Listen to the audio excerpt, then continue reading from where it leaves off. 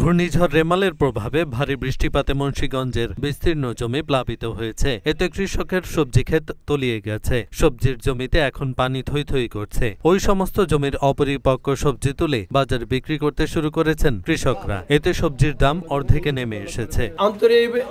50,000 টাকা খরচ হয়েছে, আমরা 5,000 টাকা বেচতে পারিনি। জমি নেমে দেখাটু পানি, হাবাই করলা কাটা লাগছে।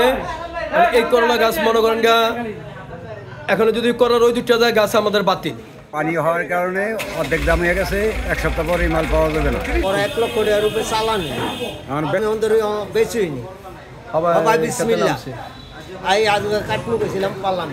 এই সমস্ত সবজির দানা কৃষক সাধারণত জমিতে রোপণ করে থাকেন। তাদের রোপণ করা সবজি গাছগুলো সবেমাত্র বড় হয়েছে। কৃষকরা মাচা তৈরি করে সবজি উত্তোলন শুরু করেছেন। এর মধ্যে বৃষ্টিতে তলিয়ে গেছে অধিকাংশ জমি। মাচা তৈরি করতে অনেক টাকার প্রয়োজন হওয়ায় ব্যয়বহুল এই চাষে ব্যাপক ক্ষতিগ্রস্ত হয়েছেন কৃষকরা অপরিপক্ক সবজি নষ্ট হয়ে যাওয়ার ভয়ে তুলে বিক্রি করতে শুরু করেছেন। এতে মুন্সিগঞ্জে ও তার আশেপাশের এলাকায় ব্যাপক সবজির সমারোহ ঘটায় দাম কমে অর্ধেকে নেমে এসেছে। মার খেয়ে গেলাম গা, মনে খেতে করছিলাম আশা করি পোলা বানিলা বগুড়িলা খামু।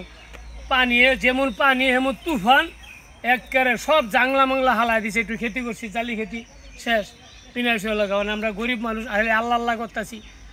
আল্লাহ নিয়ে ভবিষ্যতে আল্লাহ নিয়ে আবার সামনে দেয়, আশা করি খেতি করবো, আল্লাহ নিয়ে আবার ভবিষ্যতে খাওয়ায়। আমাদের সব শেষ হয়ে গেছে।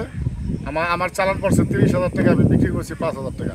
আর আমাদের আশেপাশে যারা আমাদের বাড়ির মানুষ, আমাদের গ্রামের মানুষ সবাই যারা ক্ষেত করছে তারা কিছু অনেকে ব্যস্ত পারছে, কেউ বিক্রি করতে পারে নাই।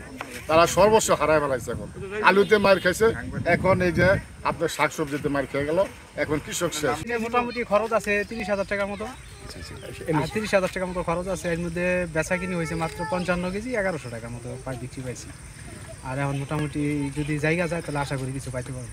সরেজমিনে দেখা যায় মুন্সিগঞ্জ সদর উপজেলার বজ্রযোগিনী, মহাকালী ও রামপাল ইউনিয়নের বিস্তীর্ণ কৃষি জমি এখনো পানিতে তলিয়ে রয়েছে। এই 3 ইউনিয়নে এই মৌসুমে করলা, চিচিঙ্গা, ধুন্দল, লাউ, শসা, কুমড়া, ঝিঙ্গা, বেগুন সহ অন্যান্য সবজি চাষ হয়েছে। আলু উত্তোলনের পর একই জমিতে কৃষকরা এ ধরনের সবজির চাষ করে থাকেন। এই সবজিগুলো চাষের পর গাছগুলো অনেক বড় হওয়ায় কৃষক জমির ওপরে মাচা তৈরি করেন। মাচার মধ্যেই এই সমস্ত সবজির গাছগুলো লতাপাতায় ভরে তার মধ্যে ফসল উৎপাদন করা হয়। তাই স্থানীয় ভাষায় এই চাষাবাদকে লতা চাষও বলা হয়ে থাকে। মুন্সিগঞ্জ সদর উপজেলার কৃষি কর্মকর্তা আব্দুল্লাহ আল মামুন বলেন, এবছর সদর উপজেলায় 780 হেক্টর জমিতে সবজি চাষ করা হয়েছে। এর মধ্যে রেমালের প্রভাবে 120 হেক্টর জমিতে পানি জমেছে। এই জমিগুলো থেকে যদি দ্রুত পানি নেমে যায় তাহলে ক্ষতির পরিমাণ কম হবে। আর যদি পানি থেকে যায় তাহলে এই জমিগুলোর ফসল পুরোপুরি নষ্ট হয়ে যাবে। উপজেলার সাধারণত বজ্রযোগিনী, মহাকালী ও রামপাল ইউনিয়নে বেশি সবজি চাষ হয়ে থাকে।